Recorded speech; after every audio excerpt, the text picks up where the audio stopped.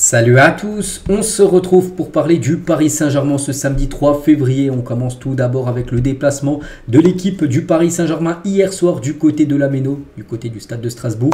Donc ça s'est clôturé avec une victoire parisienne, mais une victoire difficile.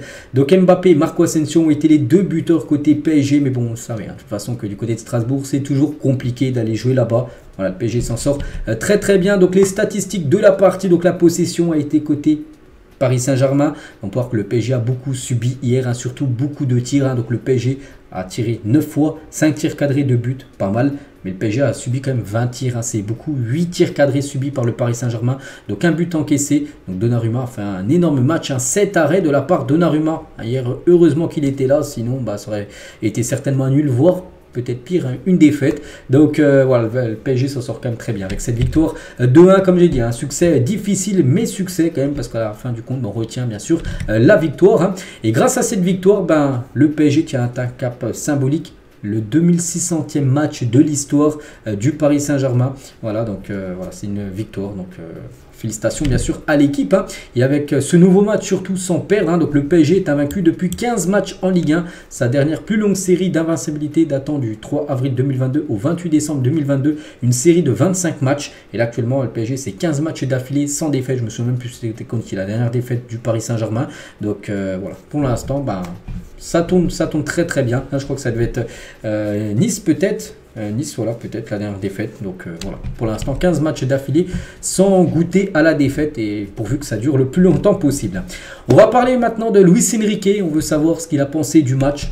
Quelques déclarations de sa part. Je pense que c'est une victoire qui nous renforce parce que c'est sur un terrain très difficile et parce que Strasbourg est une très bonne équipe, on le sait. Toujours Luis Enrique à PSG TV à la fin du match. Nous avons souffert, surtout dans les dernières minutes, mais je pense que l'équipe a été capable de se sortir de cette situation. Ils ont décidé, après le 2-0, de nous mettre sous pression en pressing individuel et de créer des situations de risque maximum. Toujours avec Enrique, donc le point positif, il a dit c'est bien pour la confiance, pour la mentalité, parce que la partie la plus importante de la saison arrive. On pense à la Ligue des Champions, là, tiens, dans 11 jours, J-11 à la LDC, bref, parce que nous faisons des rotations et que tout le monde se sent important et c'est très important pour nous. Difficile de battre Strasbourg, il a dit sans aucun doute, Strasbourg est une équipe très forte, elle est encore plus forte à domicile, c'est surtout là moi que je vois que cette équipe elle est redoutable. Parce qu'au parc, ça passe. Souvent contre Strasbourg, je me souviens, il y a eu un 3-0 il y a quelques temps contre Strasbourg. Mais là-bas, c'est toujours compliqué. Que ce soit le PSG ou même n'importe quelle équipe, quand ils vont là-bas, c'est toujours délicat. Donc l'atmosphère est également compliquée. Je pense que nous avons réussi à nous en sortir. Nous aurions pu faire un meilleur match. C'est vrai que le match est gagné, mais ça n'a pas été non plus un énorme Paris Saint-Germain. C'est peut-être inquiétant, on peut dire à J-11, de ce match important contre la Real Sociedad. Donc c'était une victoire importante contre un grand adversaire qui n'avait pas perdu depuis plusieurs matchs. Je ne pense pas que nous ayons fait notre meilleur match, mais nous avons gagné à l'extérieur et c'est ce qui est le plus important.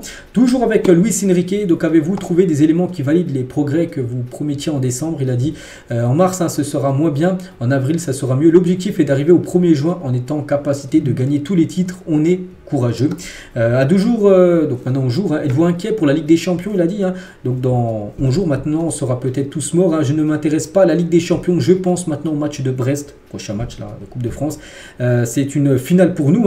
Si vous prenez des risques, il faut trouver des solutions après Strasbourg, à trouver des opportunités. Nous, on a été un peu moins précis. Et il faut pouvoir analyser toutes les actions et les revoir. Je ne pense pas qu'il y ait eu 20 tirs cadrés. Il faut analyser comme 8 tirs cadrés, bien sûr, quand même de la part de Strasbourg. Il faut analyser le match avec ses joueurs, avec d'autres joueurs, ça serait différent. Strasbourg joue aussi et c'est comme ça. Il dit également Luis Enrique, dans le foot, il faut maîtriser tous les registres. On a dominé le match, il faut marquer plus de buts que le rival et avoir le ballon dans le camp adverse. Il n'y a pas qu'une équipe qui joue. On ne peut pas gagner tous les matchs 4-0, c'est vrai. Êtes-vous inquiet après la seconde période de votre équipe? C'est que la première mi-temps a été plutôt bonne et la deuxième, surtout quand Strasbourg, de toute façon ils n'avaient plus rien à perdre. Ils perdaient 2-0, c'est soit ils perdaient le match, c'était fini, ou soit vraiment ils mettaient un gros pressing sur le PSG et essayaient de revenir. C'est pour ça que la deuxième mi-temps était plus compliquée. Il a dit, si on analyse le match depuis le début, c'est un bon match face à un rival fort sur une bonne dynamique, surtout à domicile. On a une mentalité très positive quand il faut savoir défendre et on l'a fait. Sur la préférence de son équipe pour les attaques en transition, il a dit, pour jouer en transition, cela dépend d'où sont les espaces. C'est l'adversaire presse haut. Vous avez des espaces dans leur dos. On a des joueurs très rapides. Ça dépend aussi de l'équipe adverse, hein, parce que toutes les équipes ne jouent pas pareil. Hein. Et aussi sur la difficulté du PSG à gérer les secondes périodes. Hein. On essaie de jouer de la même manière tout le temps. Des fois, on n'y arrive pas. Ils nous ont pressé très haut en fin de match, hein, mais c'est normal, il y a des adversaires qui ont de la qualité. Et toujours avec lui, hein, quand vous menez au score, l'autre équipe prend plus de risques. Parfois, on peut tenir la possession, mais ils nous ont pressé très haut. Ils ont des qualités, on voulait garder le ballon, mais dans la pratique, c'est autre chose. Donc voilà, encore une dernière, hein, je suis heureux plus que les jours précédents. Je pense qu'ils n'avaient plus perdu depuis 9 matchs. Hein. Strasbourg est une bonne équipe. Voilà, tout ce qu'a pu dire. Bon, il a parlé beaucoup de Strasbourg parce que bien sûr, c'était à la fin du match hier contre le Racing. Donc il dit qu'en gros, quand même, l'équipe aurait pu mieux jouer à cette rencontre. Ugarte, tiens, une petite déclaration. Nous aurions pu faire un meilleur match. Aussi, il a été questionné à la fin du match à Ugarte. C'est vrai que bon, ça n'a pas été le meilleur match, mais bon, à la fin du compte, c'est quand même victoire. Donc c'est vrai que le PSG aurait pu jouer comme ça et perdre le match. Là, ça aurait été très inquiétant, on peut dire. Donc là, il y a eu quand même la victoire. Et c'est bien ça le plus important, c'est de gagner, bien sûr, les matchs de football. Donnarumma, on va le féliciter, le remercier parce que le PSG a gagné certainement grâce à tous les arrêts. Hein, tiens, déjà au bout de 2 minutes de jeu, les gars, il nous fait un énorme face-à-face. L'attaquant, il est, je crois, à 3 mètres des buts. Hein. Il a la moitié, vous savez, il y a la distance entre le point de pénalty et la ligne, mais il a la moitié. Hein, ça, il est face à face et il nous fait un arrêt. Bon, du torse, c'est un peu de chance, mais il l'enlève. Hein, voilà, parce que sinon, Strasbourg a pu déjà mener au bout de 2 minutes de jeu. Il était là et il a dit nous avons fait un bon résultat, un bon match. Hein, je suis content de mon équipe. Hein, c'était un bon match de l'équipe. On va continuer comme ça. C'est difficile de gagner ici. C'est leur première défaite depuis longtemps. Nous sommes contents d'avoir pris les 3 points. C'est très important pour la suite du championnat. Et la deuxième période a bien démarré, mais je ne suis pas content de comment l'équipe a terminé. La fin du match a été dure pour nous, hein, vu que Strasbourg enchaînait les occasions. On va continuer à travailler, c'est très important de mieux gérer nos fins de match. On va améliorer ça. Voilà ce qu'a pu dire Donnarumma hier à la fin de cette rencontre. On va parler des 2 buteurs. Tout d'abord, Kylian Mbappé, buteur, bon buteur, voilà, sur une passe d'Asensio. Bon, c'était l'un des buts les plus faciles à mettre, hein, de Kylian Mbappé. Il n'y a plus personne à le but parce que le gardien de Strasbourg, je pense il prenait son temps. Bon, bref, Asensio, ça rebondit sur lui. Du coup, passe D, hein, de Marco Asensio. Et but de Kylian et but Mbappé, ben, ça fait quand même son 20e but cette saison en Ligue 1. C'est exceptionnel quand même. Hein. Donc Mbappé devient le premier joueur à atteindre la barre des 20 buts lors de 4 saisons consécutives en Ligue 1 depuis Jean-Pierre Papin. Et Mbappé aussi, hein, devient le premier joueur à inscrire 20 buts après 20 journées de Ligue 1 depuis Skoblar en 70-71. Hein, donc, n'oubliez pas qu'il avait loupé quand même le premier match. Hein. Le match du PSG contre Lorient, il n'avait pas joué parce qu'il était puni, souvenez-vous, il était écarté. Le deuxième match à Toulouse, je crois qu'il avait joué seulement la deuxième mi-temps, il était rentré en cours de jeu. Donc, il n'avait pas joué les premières rencontres de la saison. Et malgré ça, ben, il réalise le meilleur début de saison de sa carrière en termes de buts inscrits. Jamais il avait inscrit déjà 20 buts après seulement 20 journées de Ligue 1. Donc, félicitations bien sûr à Kylian. Et passeur D aussi Kylian sur le but d'Asensio, c'est lui qui a fait la passe D, donc voilà, décisif Kylian, même s'il n'a pas fait un énorme match, mais à la fin du compte, décisif sur les 2 buts du PSG. Asensio aussi, gros match, lui aussi décisif sur les 2 buts, 1 but et une passe D, hein, pour Kylian Mbappé.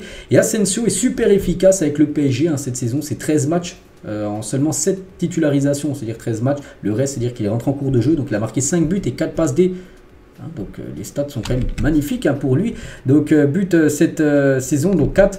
Donc voilà, 4. Donc il y en a 4 en championnat et le reste bien sûr dans les autres compétitions. Sur tir cadré 6, hein, 6 tirs cadrés, il a marqué 4 buts, donc il est efficace. Hein, il ne lui faut pas 15 occasions comme je sais pas, Colomoni par exemple pour la mettre au fond. Voilà, lui c'est efficace. Il a un tir, s'il cadre, ça va souvent au fond des filets. Donc félicitations à Asensio. Et il a dit à la fin du match, hein, oui, je suis content pour les 3 points contre une équipe qui nous a posé des problèmes.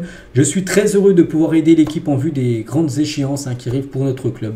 Je pense que bien sûr, il pense à la Champions League, qui est un adversaire qu'il connaît bien, la Real Sociedad, hein, qu'il affrontait souvent dans le passé avec son ancien club.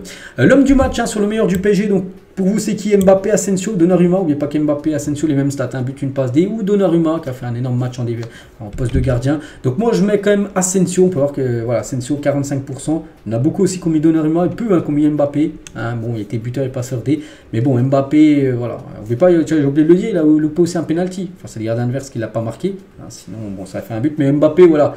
Outre sa passe D et son but, hein, il n'a pas été super bon, alors qu'Asensio a vraiment il a crevé l'écran, on peut dire, et Donnarumma a été aussi exceptionnel. Tu aurais les notes, tiens, si vous voulez avoir les notes complètes. Strasbourg et surtout côté Paris Saint-Germain. Donc la note la plus basse, c'est Carlos Soler, une note de 4. 4 sur 10, il y a le seul qui n'a pas eu la moyenne, sinon Marquinhos c'est 5, Donnarumma c'est 7, on aurait pu avoir 8 parce qu'il a fait un gros match, Mbappé c'est 7 parce qu'il a été buteur et passeur D, Asensio pareil, 7, et Zaïre-Emery aussi, grosse note pour Warren Zaïre-Emery. Le programme maintenant pour les prochains matchs, donc là on était à Strasbourg, donc le prochain, tiens c'est la semaine prochaine les gars, c'est le 7, c'est contre Brest à 21h10 et c'est un match de Coupe de France, donc là il n'y a pas le droit à l'erreur, là c'est, n'oubliez pas que la dernière fois il y avait 2-0, le PSG est revenu à... Reste est revenu à 2-2. Hier, ça a failli refaire le même cas de figure. PSG menait 2-0, Strasbourg est revenu à 2-1 et ils étaient pas loin de revenir à 2-2, comme j'ai dit, avec beaucoup d'occasions à la fin du match. Heureusement, parce que imaginez, là, les 2 derniers matchs, tu gagnes 2-0 et tu fais revenir à 2-2, c'est pas bon. Donc là, c'est Brest, et surtout, c'est notre compétition. Là, c'est pas du championnat, c'est rien à voir. Là, c'est de la coupe. Là, tu n'as pas le droit à l'erreur. Si tu échoues, c'est fini. Et voilà, déjà 2 années d'affilée, la Coupe de France n'a pas été remportée. Ce serait une 3e année d'affilée, là ce serait un gros échec bien sûr, donc voilà, c'est un match hyper important contre cette redoutable équipe de Brest, puis après il y a Lille, puis après il y a la Real Sociedad, c'est dans 11 jours, on est le 3, ça sera mercredi, pas celui qui arrive, l'autre d'après. Et on finit les gars cet épisode aujourd'hui de sa dernière photo, tiens juste on va féliciter Kang In Lee parce qu'hier ils ont joué un quart de finale et sont qualifiés pour les demi-finales. Ils jouaient, c'était contre l'Australie, ils perdaient 1-0 et il ne restait plus rien, ils ont égalisé en toute fin de match, donc il a joué, il n'a pas marqué, il n'a pas marqué Kang In Lee, mais voilà, sa sélection se qualifie pour les demi-finales, donc on espère qu'il aille le plus loin possible bien sûr et qu'il remporte bien sûr ce prix, qu'il revienne après en pleine forme du côté du Paris Saint-Germain. Donc voilà les gars ce qu'il y a à dire aujourd'hui, j'espère que ça vous a plu, on se retrouve demain, bien sûr demain dimanche pour le prochain numéro, à demain.